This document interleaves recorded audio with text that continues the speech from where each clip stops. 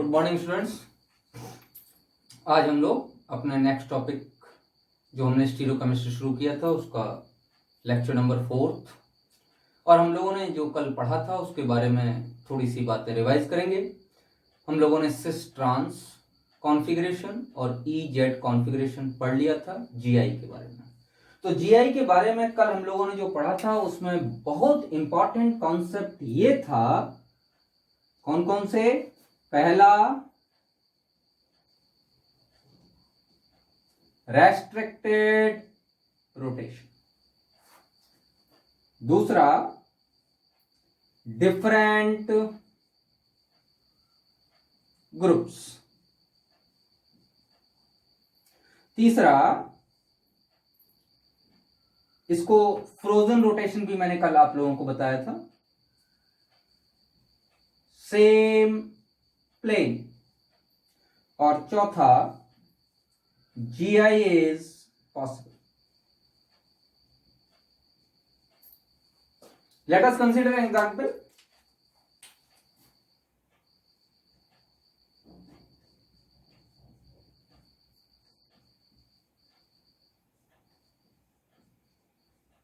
This is the example. क्या इसमें restricted rotation है? यस। विनाइलिक कार्बन का ये जो डबल बॉन्ड है इसमें रेस्ट्रिक्टेड रोटेशन है। पहला पॉइंट सही हो गया। दूसरा पॉइंट क्या देखना है? Different groups. कहां मैंने बताए थे? On each vinylic carbon the two groups present must be different. तो विनाइलिक कार्बन पे जो दो ग्रुप प्रेजेंट है वो क्या होने चाहिए? डिफरेंट। क्या इसमें है? हाँ। क्या इस वाले में भी है? जी हाँ है। तो different groups, yes. Third, same plane. Third क्या बताया मैंने? Same plane. तो क्या ये सेम प्लेन में है? जी हाँ। ये कार्बन sp2, ये कार्बन sp2, ये सेम प्लेन में। तो अगर इनके प्लेन सेम है तो इसमें ये वाली कंडीशन भी फुलफिल होगी। तो फोर्थ कंडीशन तो होगी, if all the three condition are fulfilled then the structure will show GI। ये स्ट्रक्चर क्या शो करेगा? GI। तो कल हम लोगों ने यहां तक की बात कर ली थी बेटे कि अगर हमारे पास रेस्ट्रिक्टेड रोटेशन है, अगर हमारे पास डिफरेंट ग्रुप्स हैं, अगर हमारे पास सेम प्लेन में स्पीसीज हैं तो वो GI शो करेंगे। अगर इनमें से कोई भी एक काम नहीं कर रहा तो वो GI शो नहीं करेगा। तो कल हम लोगों ने प्रायोरिटी, CIP की, कोन, इनगोल्ड और प्रीलॉग, इन तीनों की जो CIP सिस्टम इन तीनों ने बनाया था उसके प्रायोरिटी के काफी सारे रूल्स पढ़ लिए थे। दो चार हम एग्जाम्पल और करेंगे और उसके बाद मैं आगे का सिस्टम आपको पढ़ाता हूं। इसको लिख लीजिए, मैं मिटाऊंगा, ठीक है ना? चारों, restricted rotation, different groups, same plane, then GI will be possible. ठीक है, देखिए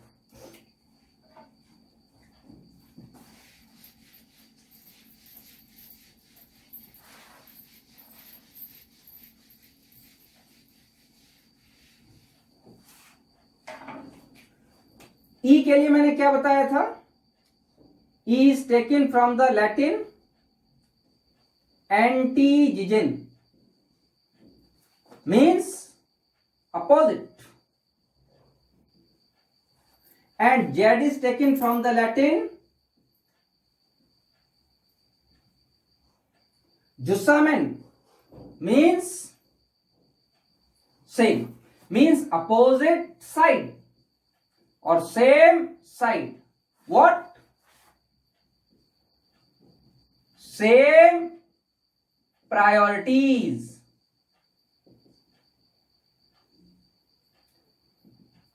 Groups which are having same priorities are on the opposite side, then these are known as E, and groups having same priority are on the same side, then these are known as Z, and E is taken from the Latin antigen and Z is taken from the Latin jussamen.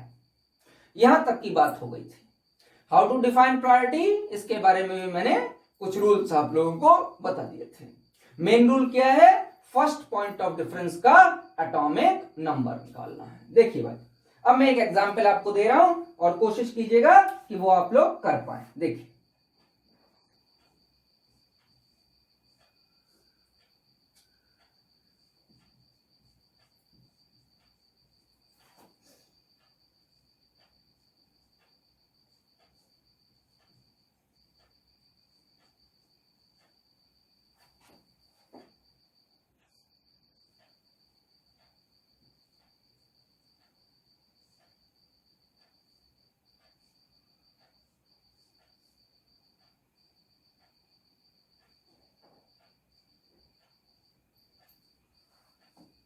ये मैंने एक example दिया है, इसका आपको निकालना है ई और जेड। बात समझ में आ रही? यहां पर एक चीज समझने की जरूरत है, pure form finds more priority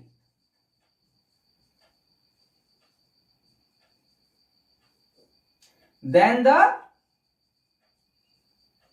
other. इसका क्या मतलब है? देखो बेटा, मैंने कल आपको बताया था कि when the groups are having double और the triple bond, then the atoms jointed to the double and the triple bond are duplicated और ट्रिप्लीकेटेड। इसका मतलब इस कार्बन डबल बॉन्ड कार्बन को ऐसे नहीं देखेंगे। कैसे देखेंगे इस कार्बन को? इसको देखेंगे कि इस कार्बन के साथ दो कार्बन लगे और इस कार्बन के साथ भी दो कार्बन लगे, ऐसे देखेंगे। But this is the pseudo structure, ऐसा है तो नहीं, तो this is the pseudo structure. जबकि जरा इसको देखिए, इसमें कोई स्यूडो स्ट्रक्चर नहीं है, इस कार्बन के साथ एक्चुअली दो कार्बन लगे हुए हैं। मेरी बात समझ? तो this is the pure form and this is not the pure form, this is the pseudo form. तो अगर इस तरीके का केस आ जाए जहां एक स्यूडो फॉर्म का बना के आपको देखना पड़ रहा है और एक प्योर फॉर्म है, तो pure form will find more priority in comparison to the pseudo form. मजा आ गया? तो इसका प्रायोरिटी 1 आ जाएगा और इसका प्रायोरिटी 2 आ जाएगा। क्लियर बच्चों? चलिए इसमें आते हैं। There is a phenyl ring and there is a carbon triple bonded carbon. ध्यान दीजिएगा, कार्बन ट्रिपल बॉन्डेड कार्बन को का जो फॉर्म हम एज्यूम करेंगे, मतलब स्यूडो जो एज्यूम करेंगे वो ये एज्यूम करेंगे कि इस कार्बन के साथ 3 कार्बन लगे हुए, यही तो एज्यूम करेंगे। यहां पे कार्बन डबल बॉन्ड कार्बन को एज्यूम करेंगे कार्बन के साथ 2 कार्बन लगे। लेकिन अगर एक्चुअल सिचुएशन भी देखी जाए तो ध्यान दो, यहां पर भी एक कार्बन है, यहां पर भी एक कार्बन है और यहां पर भी एक कार्बन है। ये रियल है, इस कार्बन से 2 रियल कार्बन लगे हैं और स्यूडो फॉर्म की तो बाद में बात करेंगे। तो अगर रियल में इस कार्बन के साथ 2 कार्बन लगे हैं और रियल में इस कार्बन के साथ एक ही कार्बन लगा है, तो मैंने कहा जो इंप्योर होगा उसको प्रायोरिटी कम दी जाएगी। तो ये तो इंप्योर है। समझ बात आ गई नहीं आ गई? तो इस कार्बन के साथ रियल में 2 कार्बन लगे हुए हैं, इसीलिए इसको प्रायोरिटी 1 देंगे और इसको प्रायोरिटी 2 देंगे। A very very important question, इसमें अधिकतर बच्चे गलती करेंगे। समझ बात आ गई नहीं आ गई? ठीक, ये क्या हो जाएगा बेटा? 1 1 सेम साइड, तो इट इज जेड। बोलो भैया, मेरी बात समझ में आ गई नहीं आ गई? अब देखिए एक और देता हूं आपको यहीं पर।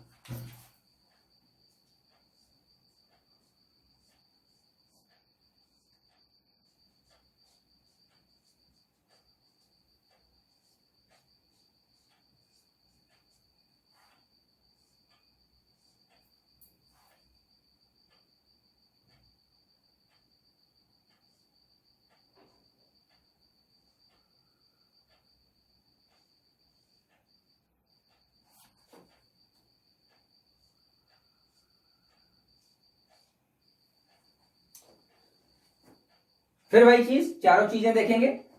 पहला इसमें is there a restricted rotation? जी हाँ, इस बॉन्ड में रेस्ट्रिक्टेड रोटेशन है। क्या इसमें नहीं है? हाँ है, यहां पर भी है। क्या इसमें नहीं है? हाँ है, रेस्ट्रिक्टेड रोटेशन यहां है। इस डबल बॉन्ड को अगर आप देखो बेटे, तो इस डबल बॉन्ड के इस कार्बन पर 2 ग्रुप सेम लगे हैं, तो ये वाला जो डबल बॉन्ड है ये जीआई शो नहीं करेगा। और ट्रिपल बॉन्ड में तो 2 ग्रुप हैं ही नहीं, इसलिए ट्रिपल बॉन्डेड कार्बन तो जीआई शो करता ही नहीं। इन दोनों का मामला खत्म। इस डबल बॉन्डेड कार्बन को देखिए, पहली बात, पहला क्या देखेंगे? क्या रेस्ट्रिक्टेड रोटेशन है? यस, इस डबल बॉन्डेड कार्बन में रेस्ट्रिक्टेड रोटेशन। क्या इस डबल बॉन्डेड कार्बन के विनाइलिक कार्बन से डिफरेंट ग्रुप्स लगे हुए हैं? जी हाँ, इस डबल बॉन्डेड कार्बन के दोनों विनाइलिक कार्बन से जो 2 ग्रुप लगे हैं वो डिफरेंट लगे हैं, ये 2 ग्रुप भी डिफरेंट लगे हैं। क्या these are in the same plane?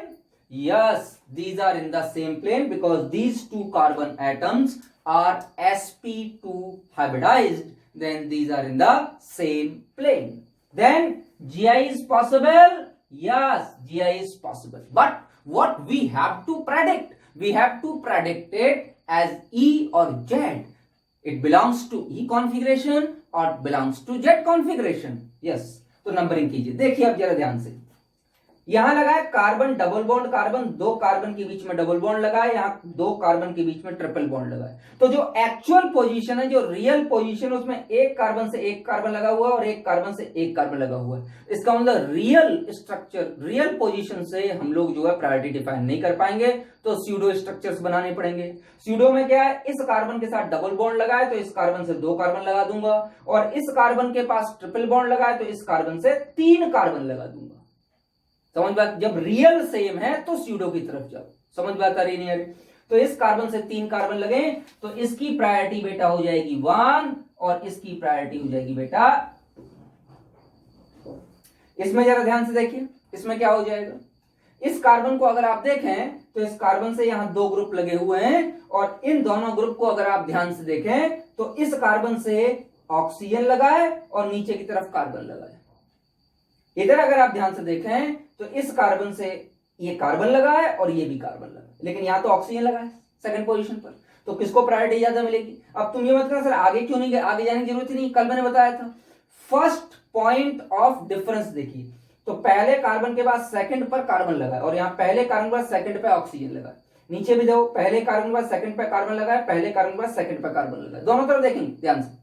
समझ पाता कि नहीं? अभी तो ये क्या है, ये ऑक्सीजन लगा हुआ है, इसको प्रायोरिटी ज्यादा मिलेगी इन कंपैरिजन टू दिस, तो ये प्रायोरिटी मिलेगी बेटा इसे 1 और इसको क्या मिलेगी प्रायोरिटी बेटा 2, तो ये वाला आपका क्या हो जाएगा बेटे E।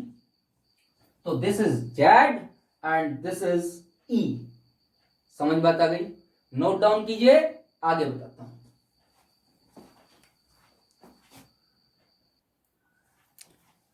देखिए बच्चों,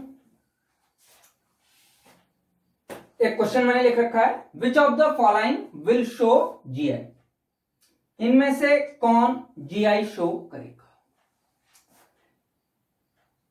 5 आपके स्ट्रक्चर्स हैं, यस या नो में आंसर देना। एक काम करो, पॉज करके एक बार करके देख लो, फिर मैं डिस्कस भी कर रहा हूं आपके साथ। देखिए पहला ये स्ट्रक्चर देखते हैं,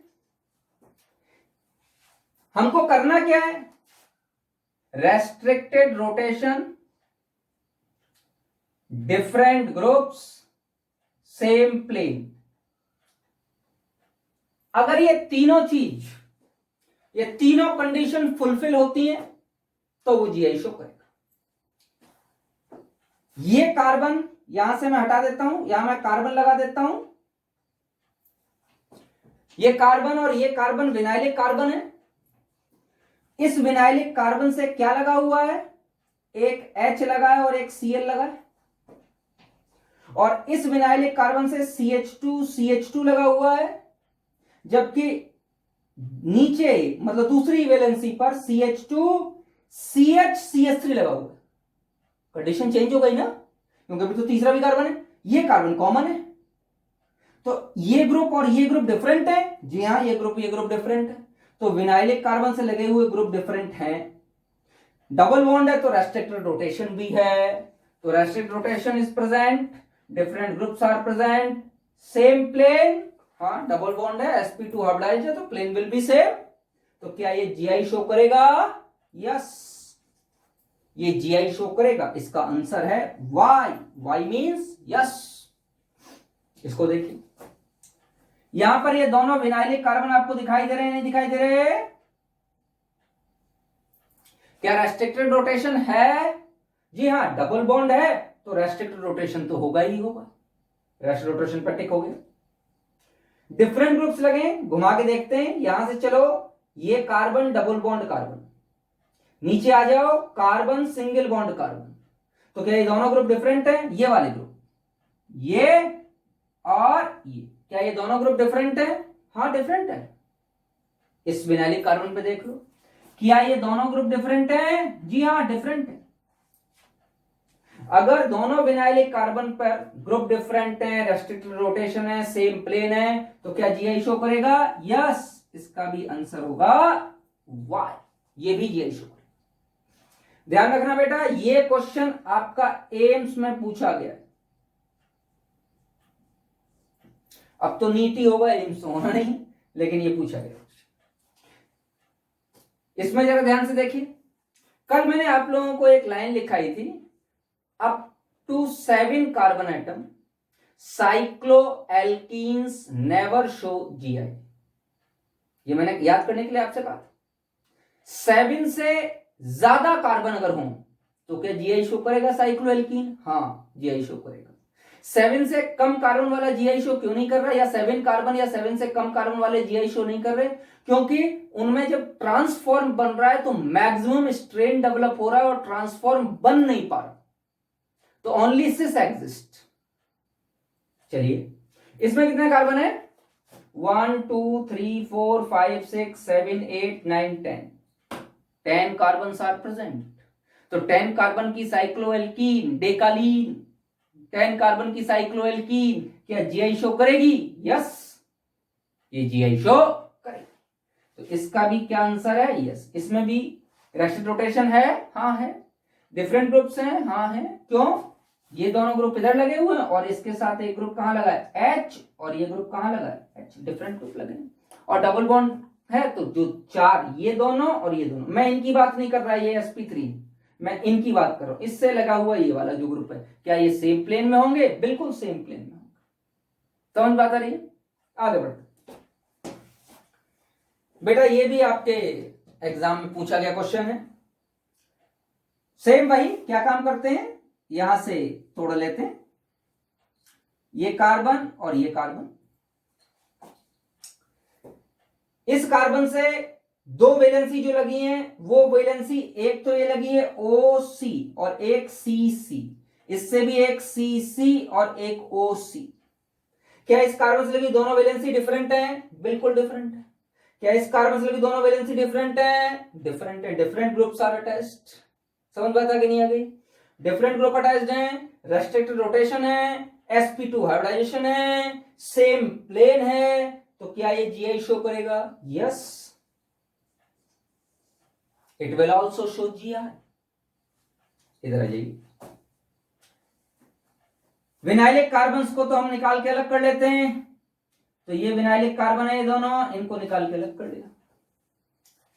इस कार्बन पे देखिए, कार्बन डबल बॉन्ड कार्बन पहला group, carbon single bond carbon दूसरा ग्रुप। इस विनाइलिक कार्बन पे लगे हुए दोनों ग्रुप बिल्कुल डिफरेंट हैं, लेकिन इस विनाइलिक, इस पर तो दोनों ग्रुप डिफरेंट हैं, लेकिन इस विनाइलिक कार्बन पे देखो, ये carbon single bond carbon, carbon single bond carbon, और ये डबल बॉन्ड तो इंटरमीडिएट है, कॉमन है। इसका मतलब ये ग्रुप और ये ग्रुप क्या हो गए? सिमिलर हो गए। तो अगर विनाइलिक कार्बन पे लगे हुए दोनों ग्रुप अगर सिमिलर हो गए, तो क्या बेटा ये जीआई शो करेगा? नहीं, ये जीआई शो नहीं करेगा। इसका आंसर है एन या no, it will not show GI. मेरी बात समझ में आ रही है? ये सारे कहीं ना कहीं किसी न किसी एग्जाम में पूछे गए हैं, मैंने एक जगह इकट्ठा कर लिए हैं आप लोगों के लिए, आप लोग नोट डाउन कीजिए। अगला क्वेश्चन बताता हूं।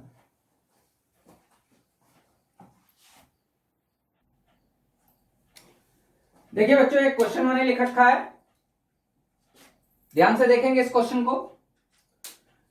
क्वेश्चन है, how many products are formed when acetaldehyde reacts with hydroxylamine? बना के देखते हैं। CH3 CHO, it is acetaldehyde, and hydroxylamine is ammonia derivative, NH2OH। सभी लोगों को मालूम है, it is a type of nucleophilic addition reaction, H2O remove हो जाएगा और कंपाउंड ऐसा बन जाएगा, CH3CH डबल बॉन्ड NOH। ये एसिटल्डिहाइड है और ये हाइड्रोक्सिलैमीन है,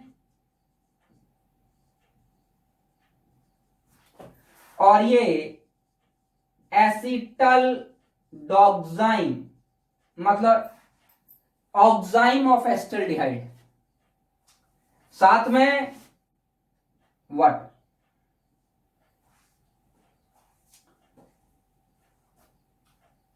यहां पर एक काम कीजिए, प्रोडक्ट्स के बगल में ऑक्साइम्स लिख लीजिए। We are not considering water, it is a side product, हम नहीं कंसिडर कर उसे। तो अगर बच्चे को ये रिएक्शन याद है तो लड़का लिखाएगा एस्टल्डिहाइड की हाइड्रोक्सिल एमीन से रिएक्शन करने पर एसिटल डॉक्साइम बनता है, एक प्रोडक्ट बनेगा, एक ऑक्साइम बनेगा। समझ पाता है? इसीलिए मैंने ये कहा था कि जब कभी भी आप केमिकल ऑर्गेनिक रिएक्शंस में मैकेनिज्म की बात करेंगे, मैकेनिज्म ऑफ केमिकल रिएक्शंस की, then stereochemistry is required for basic learning of the mechanism of chemical reaction. Stereochemistry basic है, जैसे ABCD is a basic thing for learning English. ABCD 26 ये सीख लिए तो सारी इंग्लिश सीख ली। इसी तरीके से स्टीरियोकेमिस्ट्री अगर आपको आ गई तो ऑर्गेनिक केमिस्ट्री के फंडामेंटल्स आपके स्ट्रांग हो जाएंगे। इस क्वेश्चन में ये बहुत आसान सा क्वेश्चन है, लेकिन अगर किसी को स्टीरियोकेमिस्ट्री की जानकारी नहीं है बेटे तो ये क्वेश्चन नहीं कर पाए, गलत कर देगा। अब इस क्वेश्चन को समझने के लिए मैं इसको यहीं छोड़े दे रहा हूं, आपको एक पार्ट पढ़ा रहा हूं, ज्योमेट्रिकल आइसोमेरिज्म इन ऑक्साइम्स। ये एक पार्ट में पढ़ाऊंगा, उसके बाद इस क्वेश्चन को करेंगे। तो ध्यान रखिएगा हमने कौन सा क्वेश्चन पूछा है। क्वेश्चन है how many products that is oximes are formed when acetaldehyde reacts with hydroxyl amine. तो कौन से प्रोडक्ट कितने ऑक्साइम्स फॉर्म होंगे, ये हमारा क्वेश्चन। मैं इसको मिटा रहा हूं, आपको एक टॉपिक पढ़ा रहा हूं जिससे आप एक क्वेश्चन सॉल्व कर पाओगे। ठीक है, टॉपिक पढ़ते हैं।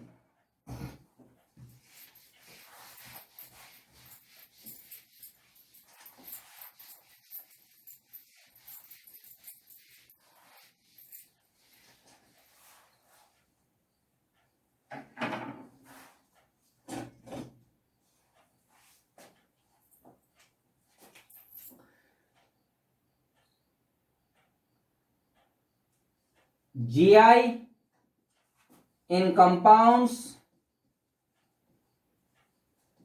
having carbon double bond nitrogen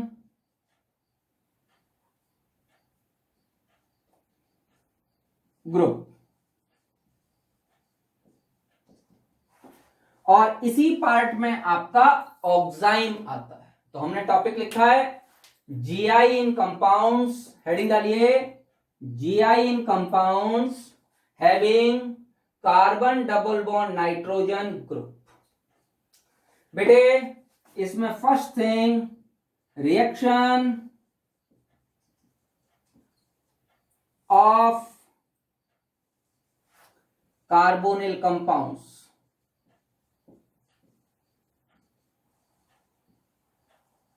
with ammonia and their derivatives।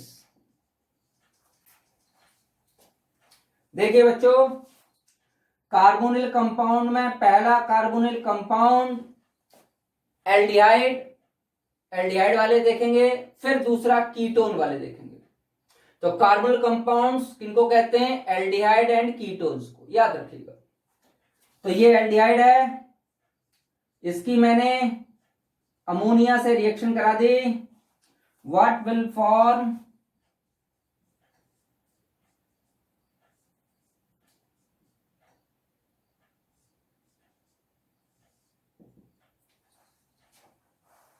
ध्यान दीजिए क्या कह रहा हूं। ये बन गया।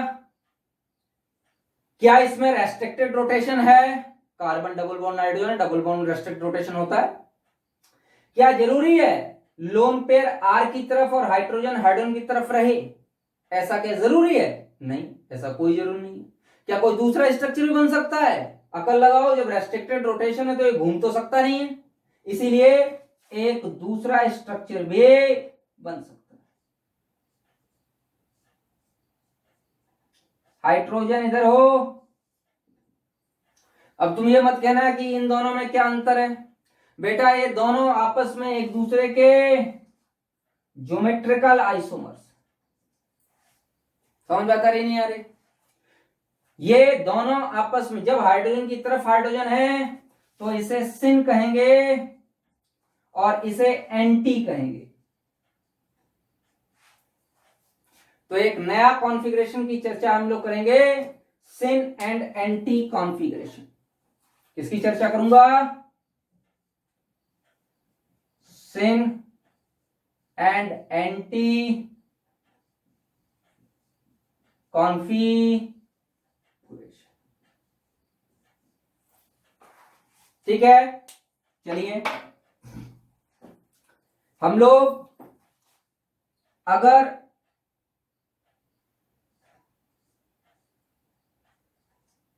यही एल्डिहाइड्स में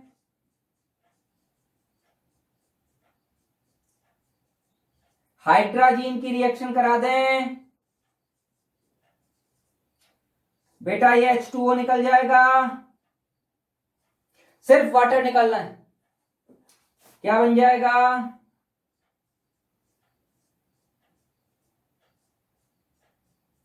एक तरफ लोन पेयर, एक तरफ NH2। क्या ये GI शो करेगा? यस। रेस्ट्रिक्टेड रोटेशन है, डिफरेंट ग्रुप्स हैं, सेम प्लेन है, इट विल शो GI। ये GI शो करेगा। यहां पर बेटा एक मैं आपको एग्जाम्पल देके बताता हूं, देखिए इसी को ले लेता हूं।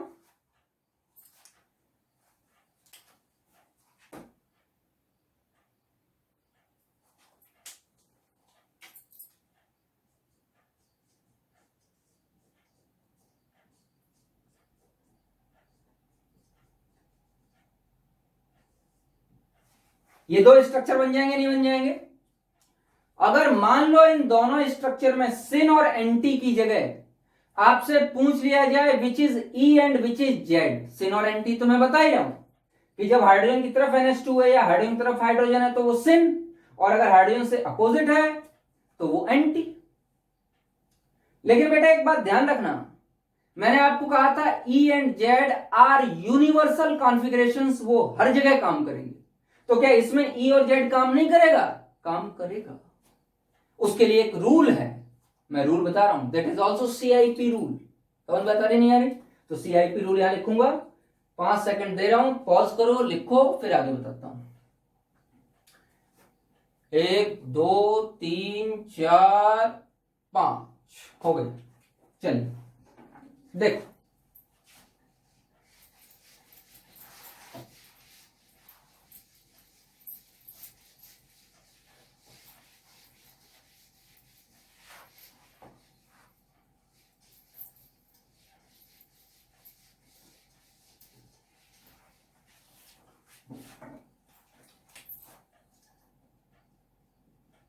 CIP रूल है, bond pair finds more priority then lone pairs. क्या बोला?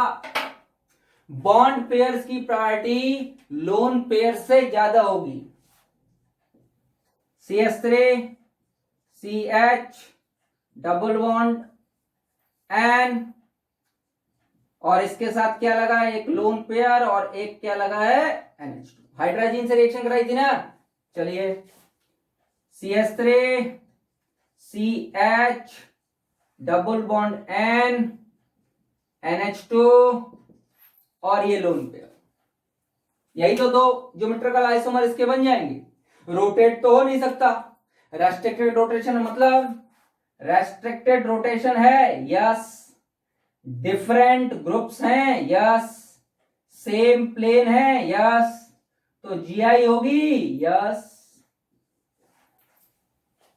ठीक है, restricted rotation, yes, different groups, CH3H, NH2 और lone pair, yes, same plane, sp2 hybridization, plane is same, then GI is possible, yes, GI is possible. अब देखिए यहां पर मैं ये तो कह देता हूं, ये कौन सा कॉन्फ़िगरेशन है आपका, सिन, और ये कौन सा कॉन्फ़िगरेशन है आपका, एंटी। समझ बात आ रही नहीं यार, ये सिन कॉन्फ़िगरेशन है और ये कॉन्फ़िगरेशन कौन सा है बेटा, एंटी कॉन्फ़िगरेशन है। चलिए EZ की बात कर लेते हैं। मैंने भाई पहले तो इसमें कर लो, ये कार्बन है और ये हाइड्रोजन है, तो किसको 1 मिलेगा, कार्बन को 1 मिलेगा और हाइड्रोजन को क्या मिलेगा, 2 मिलेगा। ये NH2 है और ये लोन पेयर है, तो किसको 1 मिलेगा, बताओ। ये NH2 क्या है, बॉन्ड से लगा हुआ है ना, तो इसको बॉन्ड पेयर कहेंगे, इसको लोन पेयर कहेंगे। तो बॉन्ड पेयर से लगे हुए ग्रुप को, बॉन्ड पेयर को ज्यादा प्रायोरिटी मिलती है, तो 1 इसको मिलेगी और 2 इसको। तो बेटा 1 1 कहां है, opposite side. If 1 1 are the opposite side, it is E। इधर जरा ध्यान से देखेंगे, लोन पेयर है, पहले इसको कर लो, इसकी तो 1 आएगी और इसकी 2 आएगी। लोन पेयर है और बॉन्ड पेयर है, तो लोन पेयर और बॉन्ड पेयर में किसको प्रायोरिटी ज्यादा मिलती है, बॉन्ड पेयर को प्रायोरिटी ज्यादा मिलती है। कौन सा है बेटा बॉन्ड पेयर, नाइट्रोजन से NH2 लगा हुआ ये बॉन्ड पेयर है, और ये तो लोन पेयर। लोन पेयर मतलब अनशेयर्ड पेयर, जिसकी बॉन्डिंग नहीं हो रही है, अनशेयर्ड है, तो अनशेयर्ड पेयर तो यही है, लोन पेयर यही है, तो प्रायोरिटी बॉन्ड पेयर को 1 मिलेगी और लोन पेयर को क्या मिलेगी, 2, and it is Z।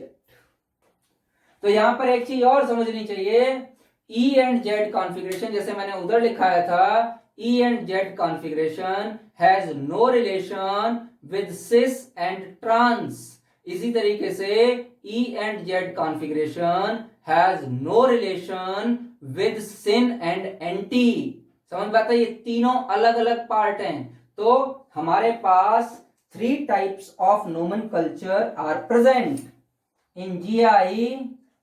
In GI we have 3 types of nomenclature given by IUPAC, International Union of Pure and Applied Chemistry. International Union is present in Geneva, Switzerland. वो जो कुछ बताती है दैट इज ए रूल। तो उन्होंने 3 nomenclature suggest किए हैं GI के लिए। पहला नोमेनकल्चर सिस ट्रांस, दूसरा नोमेनकल्चर E एंड Z, और तीसरा नोमेनकल्चर सिन एंड एंटी। तो पहला नोमेनकल्चर सिस ट्रांस, दूसरा नोमेनकल्चर EZ, तीसरा नोमेनकल्चर सिन और एंटी। ये 3 नोमेनकल्चर उन्होंने डिसाइड किए हैं, जिसमें से E and Z nomenclature everywhere valid है, और इसी को मैं कहता हूं universal.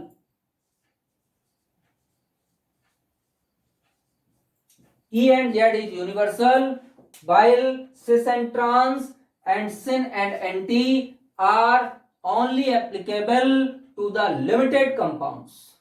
While the E and Z is a universal nomenclature, it is applicable in all the cases.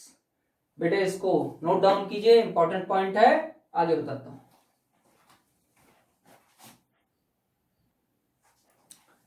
देखिए बच्चों, अब हम अपने क्वेश्चन पे आएंगे कि acetaldehyde when reacts with hydroxyl amine.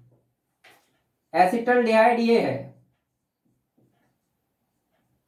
When reacts with hydroxyl amine NH2OH, nucleophilic addition reaction with the removal of water molecule, what will form? Aldoxine. What will form? Aldoxime, acetaldehyde का oxime, aldehyde का ऑक्साइन, एल्डोक्साइन बन जाएगा। एसिटल्डोक्साइन कहो, एल्डोक्साइन कहो, ऑक्साइन कहो, सारी बातें same. लेकिन क्या ये यही बनेगा? नहीं, अभी अभी हमने पढ़ा, क्योंकि रोटेट तो हो नहीं सकता, तो मे बी पॉसिबल कि एक दूसरा भी बने।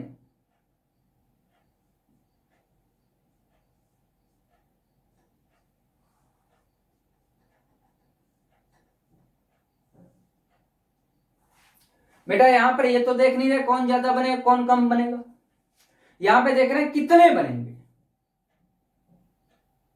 ये ध्यान रखो, अगर जीआई पॉसिबल है तो दूसरा बनेगा ही बनेगा, ये तो श्योर है।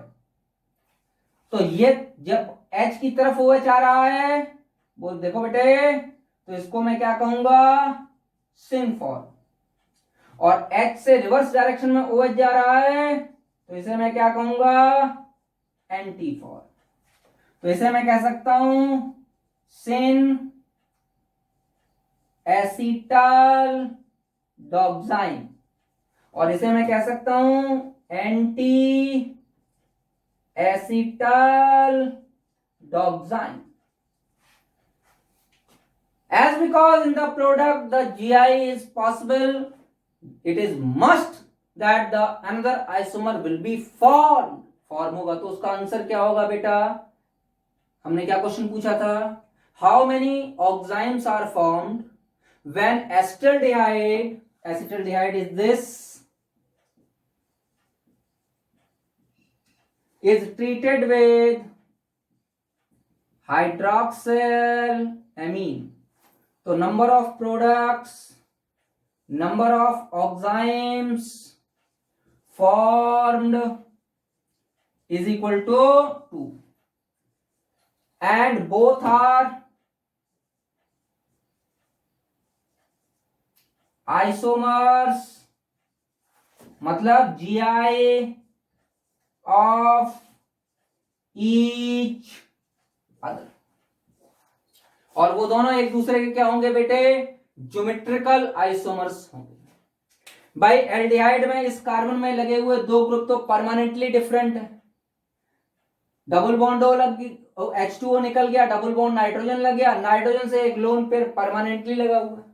तो ये तो 100% है, अगर किसी भी एल्डिहाइड की हाइड्रोक्सिल से रिएक्शन कराई जाएगी तो वो एल्डिहाइड दो प्रोडक्ट देगा। सही है? थोड़ी सी गलती हो गई, बता सकते हो, सोच सकते हो। बेटा एक एल्डिहाइड छोड़ देना जिसका नाम है फॉर्मल्डिहाइड। अगर मैं फॉर्मल्डिहाइड का, देखो इधर बनाए दे रहा हूं, अगर मैं फॉर्मल्डिहाइड का ऑक्साइम बनाऊं तो only one enzyme will be formed. This is formaldioxime और number of products will be only 1. लेकिन अगर मैं यहां पर आइसोटोप लगा दूं, ड्यूटीरोफॉर्मल्डिहाइड, ड्यूटीरोफॉर्मल्डिहाइड और ड्यूटीरोफॉर्मल्डिहाइड में बनाऊं तो दोबारा से बेटे हमारे पास एक ये बन जाएगा और एक बेटे क्या बन जाएगा?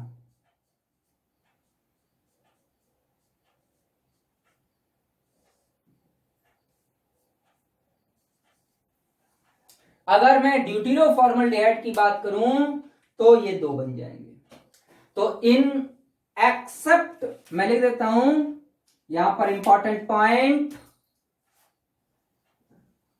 except formaldehyde all other aldehydes form या always form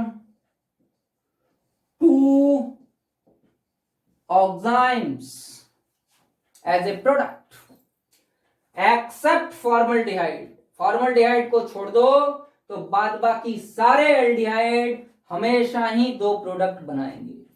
फॉर्मल्डिहाइड में भी मैंने एक बताया ड्यूटीरोफॉर्मल्डिहाइड, अगर ड्यूटिरो फॉर्मल्डिहाइड है तो वो 2 बनाएगा। मतलब जो प्योर फॉर्मल्डिहाइड है जिसमें प्रोटियम, हाइड्रोजन का पैल आइसोटोप प्रोटियम लगा हुआ है, वही एक ऐसा है जो कि एक प्रोडक्ट बनाएगा, एक ऑक्साइम बनाएगा, that is this, while all other aldehydes will always form 2 oximes as a product. Clear? ये लिख लो बेटा, और इसके आगे की कहानी अगले वीडियो में सुनाऊंगा। ठीक है, ध्यान रखिए, खुश रहिए।